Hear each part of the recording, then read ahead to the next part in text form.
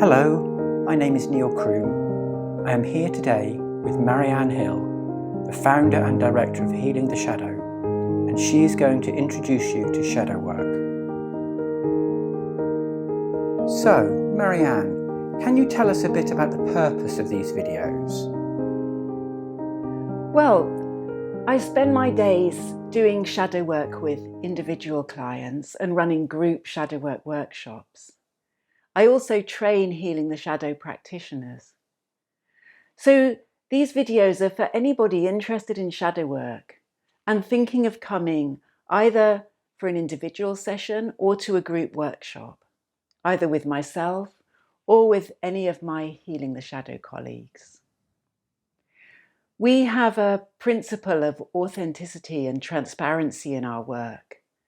So it's important for us to share with you the ideas and beliefs that we hold so that you can check inside and see how they fit with your own ideas and beliefs about the shadow and about personal development work. And you can decide then whether or not this work is something that you want to pursue. So I'll start by telling you a little bit about the shadow and the beliefs we hold around the shadow, where it came from, what it is, how it affects us. And I'll share the rest of the theoretical framework that we work with. I'll also tell you a little bit about what to expect if you're signed up and coming for an individual session or for a group workshop. So, Marianne, maybe you could start by telling us what you mean by the shadow. Well, the shadow is parts of us that we don't really know. It's parts of us that we're not really in control of. We may be very frightened of these sides of ourselves, or we may feel very ashamed of them. These sides of us can sometimes be totally out of our conscious knowledge, yet we can be very aware of the impact that they have on us as they rule our lives from behind the scenes. So to help you understand a bit better, let me tell you how we believe shadows are formed in the first place. We like the description that Robert Bly gives in his article, The Long Bag We Drag Behind Us. He says we're all born into a 360-degree personality. We express out our entire human nature in any direction without thinking, without censoring, without editing. As a baby, if we're tired, we sleep. If we're angry, we scream. If we're sad, we cry. We don't judge any sides of these selves or express one in preference to another.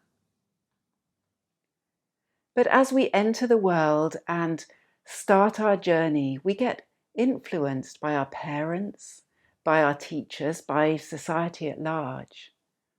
And we can get the message that certain slices of this ball of energy that we were born with are not acceptable. We might not be loved and cared for if we express those sides of ourselves. It might even be dangerous for us to express them.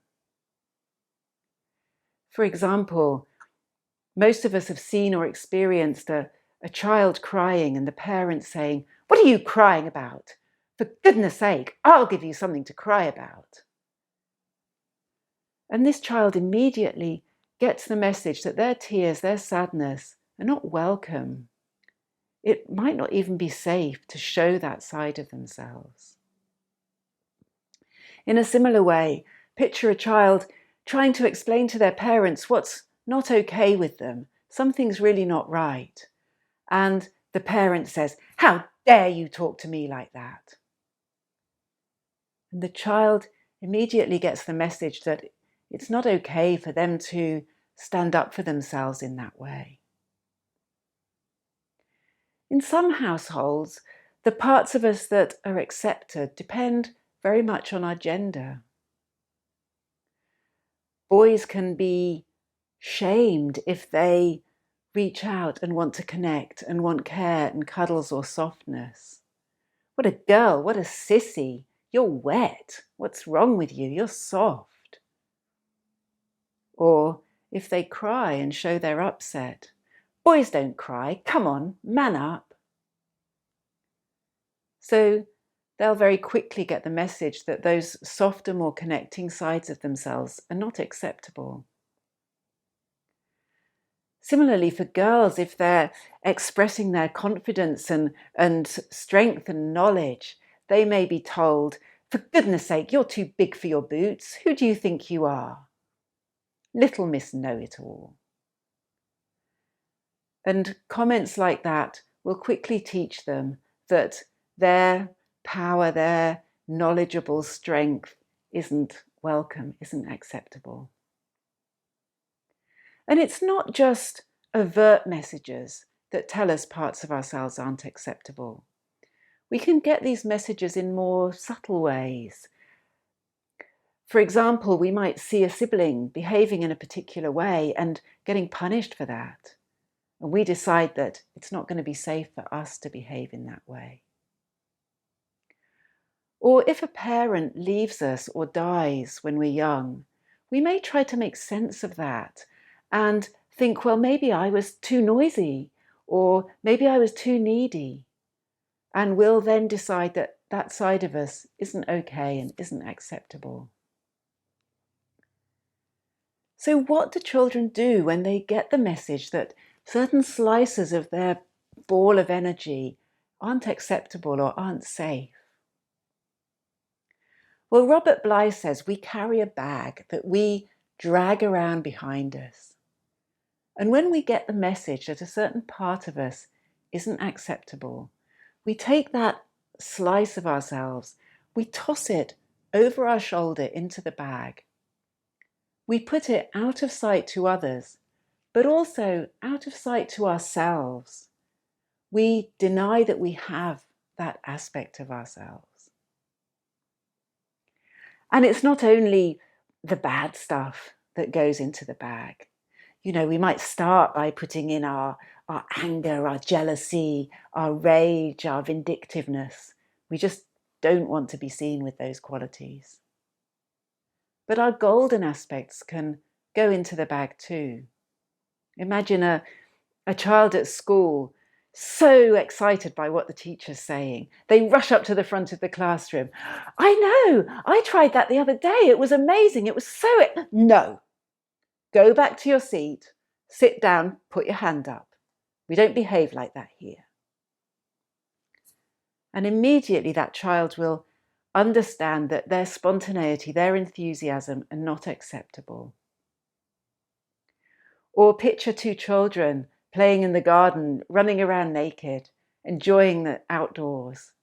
And their mum comes out, for goodness sake, you two, put some clothes on. Shame on you. And they immediately get the message that their bodies just aren't okay, and their enjoyment of their nakedness isn't okay, and they need to hide that side of themselves. So by the time we're young adults, we've got quite a heavy bag that we're dragging around behind us. You know, it's really hard to move spontaneously and freely when we're carrying that kind of a weight. So our definition of the shadow is everything that's in that bag. All the parts of us we've cut off, repressed, or denied. All the parts of us that we're trying not to be like.